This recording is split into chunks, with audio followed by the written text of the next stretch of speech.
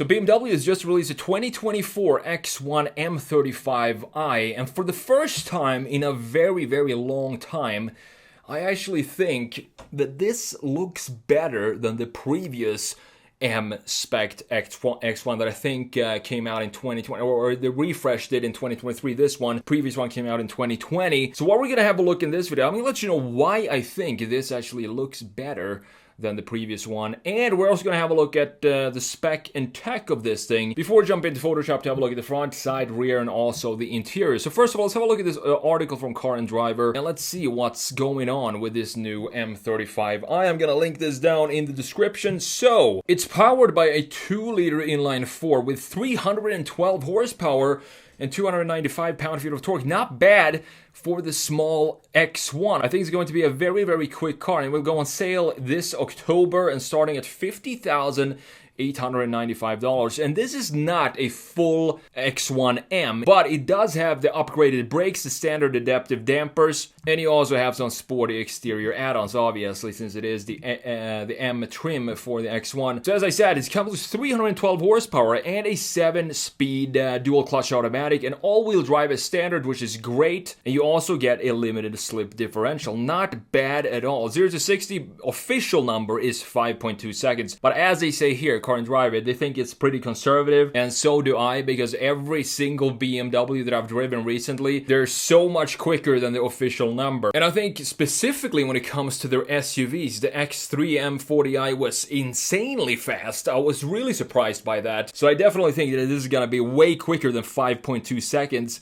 with 312 horsepower in this package. Top speed is 155 miles per hour. And what I love about the rear end, which we're going to look at in a minute, is the quad exhaust tips. And it's just a 2-liter 4-cylinder. So does this maybe mean that exhaust tips are making a comeback?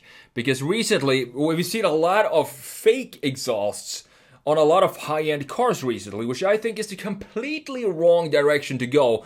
Either cover it up with a nice bumper or have some proper exhaust there. Don't do something in between. So I'm really glad to see that the BMW is bringing back the quad exhaust pipes for the 4-cylinders.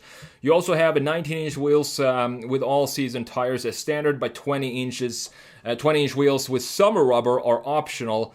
Obviously go with the 20 inches in this case. And another detail that's very interesting here and exciting is that we still have the housing for the gauge cluster here in the X1 for the 2024 model year.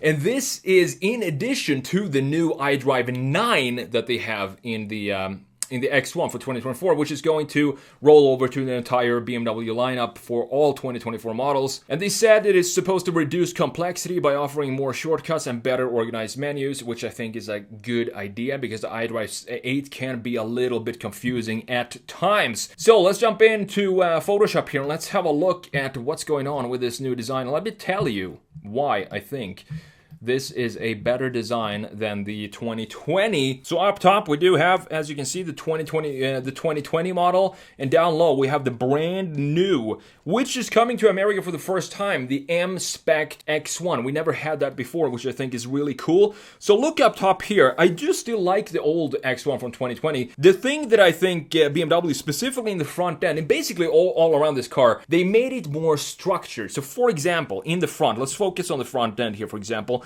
You have some organic feeling in these intakes that we have on the side. You also have some pretty nice curvatures going for the center intake, and the headlights look proper BMW, but look at the slopiness that we have in the hood. The hood slopes down very smoothly, and what I think this does, it instead of being more of a German design, this is moving more towards a Japanese or South Korean style with the front end that we have in the 2020, with the soft surfacing and the sloping line, specifically the hood, in addition to the more organic looking features in the front end. So what they did with the new one is look how much more confident this front end looks, with a more upright, front-facing face of the new X1. And what this does is it makes it feel more like an old-school BMW German design by having a more upright feel of the hood and a more boxy shape. When we look at this from a side view, which we're going to do in just a second, you can see how the graphics as well, they went from not so confident in the 2020 to super structured and confident right here in the front end, with clear, distinct angles and a nice chamfer that goes around the intakes right here on the side. I think it's a beautiful design. I honestly think I prefer this design over the new X3, for example. That has a lot to do with this upright feel that we have in the entire front end of the new X1. Beautifully done by BMW. I would want to have maybe some more dynamic in the LEDs here, maybe have it be a little bit thicker in this case, and then go into thinner as we go up top. But overall, it's a nice design, and I think BMW is moving maybe in the right direction here, because we have some proper looking grills here. They're not oversized, and they feel perfectly well proportioned for everything else that goes on in the front end. One detail that I might want to change if I were to redesign this is just have this piece be body color, so we have a clear, a thicker separation between the lower section of the graphics underneath this and the top part, which is the grille and the headlights up top. But other than that, fantastic design by BMW. So let's have a look at the side view here and see what is new. And it's the same thing here. Everything just became more structured and more angled, more German in the design. And this is what I'm talking about. Have a look at the sloping line of the hood here, while in the new one, it's almost a straight line going from the A-pillar all the way down to the very front end until we have a small angle in the very end point of the hood, instead of having a continuous curvature like we have in the 2020. And same goes for the greenhouse here. It became a lot more confident with clean lines and boxy shape. So we can box this up by having one box in the front end, and then we have almost one complete box for the rest of the body. And in the previous one, you can see that it got a lot more fluid, organic, and as I said, it feels more like an Asian style of car design with this design. Again, it still looks pretty good, but I definitely prefer the new one, and that is, I think, the first time since BMW's come out and replaced a model that I actually definitely prefer the new one over the old one. I'm not sure if these are the 20s or the 19s. I can't make that out from what's said on the tires here, but these wheels look pretty decent as well. In this case, I think I actually prefer the old wheels. So if we can put the old wheels on the new design, that will be very cool. And look at this line down here. Very organic and rounded in the 2020. While in the new one, you have one line going right here, and then almost a sharp corner until it goes into the front fender. So overall, it makes it feel like a bigger vehicle than the old X1 by just having these very confident lines going all over this body. Looking at the rear end, and before we jump in and have a look at the beautiful interior, that's pretty exciting stuff. So let's have a look at the rear end here. 2020 up top here, obviously, and then you have the super sharp and chiseled rear end of the 2024. I don't know what you think, but this just looks so much better than this. This could be a light from a Hyundai or a Kia or something, looking at how this is structured and all the curvatures that we have going on. As I said, it's still a beautiful design, but I don't think it's a German BMW design, while this one clearly is. And these taillights look so much better, again, than the X3, which has this halo energy sword light that we have going on in the taillights of the X3. This looks super crisp and clean, and it has a strong identity in the rear end. The only thing that I'm not so sure about in the rear is you can see that we have the black piece here in the 2020 model that still doesn't look great, because I'm not sure why you would make this into a black island right in the middle of this blue ocean. But in the new one, 2024, it got a lot more structured, but now it feels like we have two big holes in the bottom of the car here. I'm not sure about this.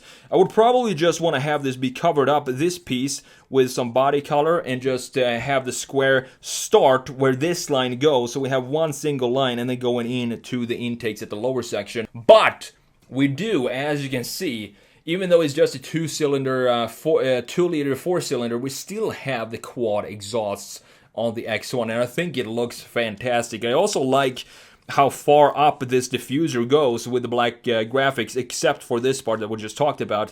And we also have a pretty traditional looking diffuser with some fins, 4 fins in the middle, and the quad exhaust blacked out on each side of the car. Beautifully done, BMW. I also like this roof spoiler that we have up here. Let's see how it looked in the previous one. Again, very smooth compared to the new one. One single curvature going across the whole thing. And here we have some structure in it and some more styling. Maybe a little bit more industrial, but it still works for some reason. It still has some dynamic feeling in it, this BMW X1. Last but not least, let's have a look at the interior here. And this is really interesting because if you look at the new 2024 BMW M3 and M4, for example, they went from having a housing in the 2023s into having this big Idrive 8 dash on top of the dash. So a full screen that sits on top of the dash. And as you know, I definitely prefer to have it be a housing for the gauge cluster. And you know what? When I look at it right now, it does look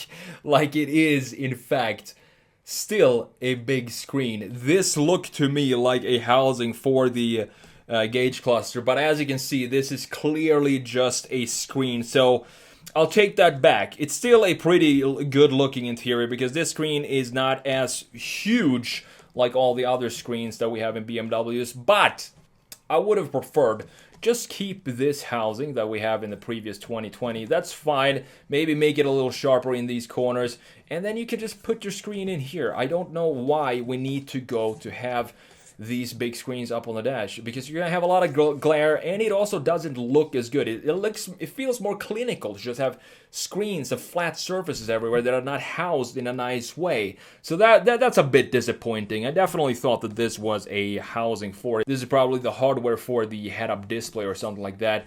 But let's look at the wheels here. The old one looks still pretty good, but the new one has this more modernized touch to it. I also like that it's more chiseled, so the exterior design is coming back in the interior. You have some big pedals here. I've always been a fan of BMW shift pedals because they stick so far up top and at the bottom as well. Clearly very easy to reach when you want to go for the shifts. And you can see that we have the climate control settings. It looks like they're going to be a static feature at the very bottom here of the infotainment screen. So you don't have to go into, different menus just to get to the climate control settings. But would I still prefer to have this integration? Yes, I would, because I think this is still simpler, and a new car, in my opinion, technology should just make your life more simple and not make them more complex. And I think this does make life more complex when you have everything being in the software like we have here. But I do like the different pieces that it still feels like the interior designer had a lot of fun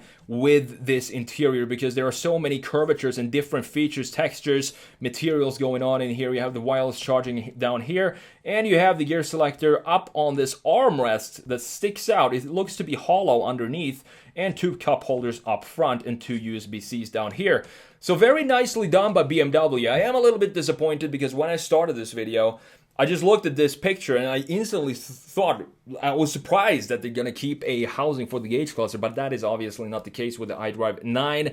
That's fine. I'm getting used to these BMW's interior, but overall, I think it's a good upgrade, specifically on the exterior, which I still prefer over the old 2020 model.